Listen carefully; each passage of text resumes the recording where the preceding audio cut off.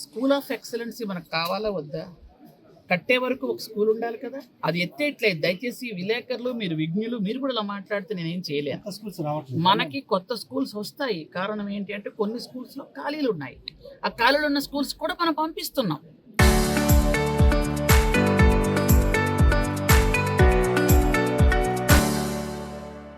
ఎందుకంటే ఒక స్కూలు 500 మందితో నడపాల్సిన స్కూలు 300, 350 ఉంటే మనం అక్కడ జాయిన్ చేయాలా వద్దా? పూర్తి చేయాలి కదా! అలాగే ఇప్పుడు మన రాష్ట్రంలో 6 కొత్త స్కూల్స్ ఇచ్చారు ముఖ్యమంత్రి గారు. 6 కొత్త స్కూల్స్, కొత్త కాలేజీలు కూడా ఇంటర్మీడియట్ కాలేజీలు, కాలేజ్ ఆఫ్ ఎక్సలెన్స్. అవి ఏంటి అంటే బైపీసీ, ఎంపీసీ పిల్లలకి నీట్, ఐఐటి, ఎన్ఐటి, అలాగే మొత్తం ఇవన్నీ కోచింగులతో పాటు ఇస్తున్నారు.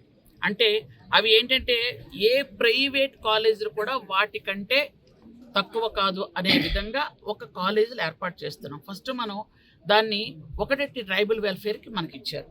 అది ఎందుకంటే ఫస్ట్ మనం ఉదాహరణకు ఒకటి చూడాలి కదా. ఒకటి చూస్తే ఎగ్జాంపుల్ చూస్తే అది బాగుంది అంటే మనకు 4 స్కూల్స్ తెస్తాం. అది బాగుందో లేదో తెలియాలి అని అంటే ఫస్ట్ పెట్టాలి కదా.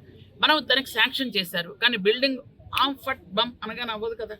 ఒక బిల్డింగ్ మనం ఏర్పాటు చేసుకోవాలి. అది వైజాగ్లోనే పెట్టాలి అనుకున్నాం. మారికి వలస చాలా పెద్దది, అది ఏర్పాటు చేస్తున్నాం. అక్కడున్న పిల్లల్ని మనం గాలికి వదిలేయట్లేదు. ఆ పిల్లల్ని వేరే దగ్గర స్కూల్లో పెడుతున్నాం. మనం పిల్లల చదువు ముఖ్యమా, ప్లేస్ ముఖ్యం? ఒకసారి నాకు చెప్పండి దయచేసి. మనకు ఒక స్కూల్ ఎక్స్ట్రా వస్తుంది అంటే తల్లిదండ్రులు కానీ విజ్ఞులైనటువంటి సోదరులందరూ కూడా ఆలోచించాలి. ఒక స్కూల్, మంచి స్కూల్ 300 మంది పిల్లలతో ఇంటర్మీడియట్ మనం పెడుతున్నాం. 150 మంది, 150 మంది అంటే లక్షలు పోసి ప్రైవేట్ కాలేజీలో చదవడం కాకుండా మన బిడ్డలకి ఎన్ఐటి, ఐఐటి అన్నీ కూడా, నీట్, ఇవన్నీ కూడా పిల్లలు సెలెక్ట్ అవ్వాలి అనుకుంటున్నాం. కాబట్టి అది ఒకటి ముందు మనం ఒక మోడల్గా పెడుతున్నాం దాన్ని.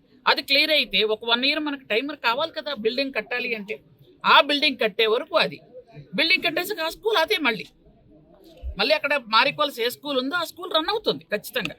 కాబట్టి దయచేసి ఎవరు వేరే అపోహలకు వెళ్ళకండి. మనకి స్కూల్స్కి పెరగబోతున్నాయి. ఎందుకంటే ఇక్కడ కూడా 10th అయిన తర్వాత పిల్లలు కొంతమంది అవుతుందని 10+2 పెట్టాలని అనుకుంటున్నాం. 10+2కి ఏవి అవైలబుల్గా ఉన్నాయి, ఏవి బాగున్నాయి, స్థలం ఉందో చూసి అవే పెడతాం. కాబట్టి ఆ విధంగా చేద్దామని అనుకుంటున్నాము. దయచేసి అందరూ సహకరించండి.